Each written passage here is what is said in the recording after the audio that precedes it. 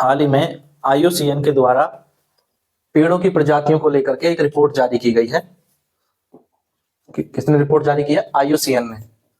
और दुनिया भर में 1/3 पेड़ों की प्रजातियों पर संकट बताया है, यानी वो विलुप्त होने की कगार पर है। दुनिया भर में पेड़ों की जो प्रजातियां हैं वो 42,282 के करीब बताई जाती हैं, जिनमें करीब 16,400 के लगभग जो प्रजातियां हैं ये विलुप्ति की कगार पर हैं। जलवायु परिवर्तन के कारण दुनिया भर में पेड़ पौधों की प्रजातियों पर भी खतरा मंडरा रहा है। अलग अलग दुनिया के देशों में ये सर्वे किए गए और लगभग दुनिया भर के 192 देशों में ये सर्वे के बाद बताया गया आईयूसीएन के द्वारा कि 1/3 पेड़ों की प्रजातियां विलुप्त होने की कगार पर हैं। आईयूसीएन की रिपोर्ट में भारत में भी पेड़ों की जो प्रजाति हैं उनमें बहुत सारे पेड़ों की प्रजातियां विलुप्ति की कगार पर हैं और उन पर गंभीर खतरा बताया गया है।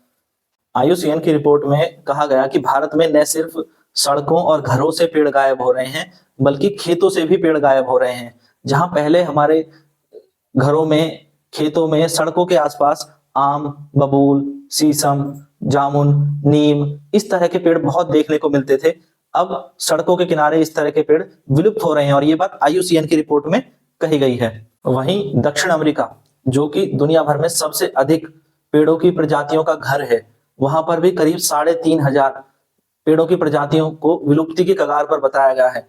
दुनिया भर में सबसे अधिक जैव विविधता का क्षेत्र माने जाने वाला दक्षिण अमेरिका, वहां वो भी जलवायु परिवर्तन से जूझ रहा है और इस जलवायु परिवर्तन का असर सबसे ज्यादा पेड़ पौधों और जानवरों पर देखने को मिल रहा है। तो ये जो रिपोर्ट आई है आईयूसीएन की, इसमें जो मुद्दे उठाए गए हैं खासतौर पर पेड़ों की विलुप्त होती प्रजातियों के बारे में, इसी रिपोर्ट में जानवरों की विलुप्त प्रजातियों के बारे में भी डेटा शेयर किया गया है। आईयूसीएन द्वारा जारी रिपोर्ट में पौधे और जीव जंतुओं की किन प्रजातियों पर खतरा है इसके बारे में एक डिटेल रिपोर्ट पेश की गई है। इस रिपोर्ट के आंकड़े कुछ इस प्रकार हैं, जिसमें बताया गया है कि उभयचर जीवों की 41% प्रजातियां खतरे में हैं, स्तनधारियों की 26%, शंकुधारी जीवों की 34% और पक्षियों की 12%, शार्क की 37%, कोरल रीफ की 44%, वहीं सरीसृप की 21% और साइकेड पौधों की 71% प्रजातियां विलुप्त होने की कगार पर हैं। रेड लिस्ट में शामिल 1,66,061 प्रजातियों में से 46,337 प्रजातियों को विलुप्त होने की कगार पर सूचित किया गया है। यानी विलुप्त होने की कगार पर जो प्रजातियां हैं उनकी संख्या लगातार आईयूसीएन रेड लिस्ट में बढ़ रही है। आप सभी जानते हैं आईयूसीएन दुनिया भर में पौधे और जानवरों की प्रजातियों के संरक्षण के लिए कार्य करता है। साथ ही वह अलग अलग कैटेगरी के अंदर रिपोर्ट तैयार करता है, जिसमें बताता है कौन सी प्रजातियों पर अधिक खतरा है, किन पर कम खतरा है, ये कौन पूरी तरह संरक्षित हैं।